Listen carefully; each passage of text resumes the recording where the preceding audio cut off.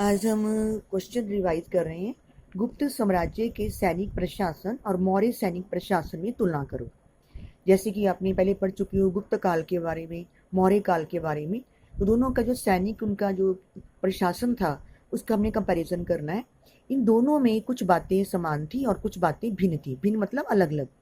इनकी सेना में घुड़सवार और हाथी सवार होते। दोनों की सेना में क्या क्या था? घुड़सवार भी थे, हाथी सवार भी थे। जैसे कि आजकल हमारी सेना में होते हैं टैंक्स हो गए, जीप्स हो गई, या हेलीकॉप्टर या कुछ और। उस समय ऐसा नहीं था। उस समय सिर्फ घुड़सवार हाथी सवार होते थे जो सेनापति की सहायता करते थे। जो सेना का हेड था वो इसकी सहायता किया करते थे। सैनिकों को नगद वेतन दिया जाता था। परंतु गुप्त साम्राज्य में मौर्य साम्राज्य की तुलना में स्थायी सेना कम थी। परमानेंट सेना उनके पास नहीं थी। गुप्त काल में रथों का महत्व कम हो गया था। उस समय क्या था कि जो मौर्य काल था, तब लोग रथों पर चढ़कर क्या करते थे? युद्ध आदि किया करते थे। पर अब क्या हुआ? गुप्त काल में रथों का महत्व कम हो गया। घुड़सवारी और तीरंदाजी में मौर्य सैनिक अधिक कुशल थे। घुड़सवारी में और तीरंदाजी में, जो तीर कमान चलाने की कला होती है, उसमें मौर्य सैनिक जो थे अधिक एक्सपर्ट थे। अब देखिए इसके क्वेश्चन, देखो पॉइंट्स।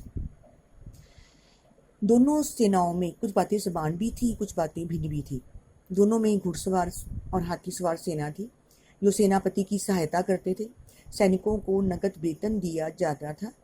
गुप्त साम्राज्य की जो तुलना में, बाकी जो मौर्य साम्राज्य की तुलना में स्थायी सेना कम थी। रथों का महत्व कम हो गया था। घुड़सवारी और तीरंदाजी में मौर्य सैनिक जो थे वो अधिक कुशल थे। ठीक है, इसमें हमने कंपैरिजन देना है।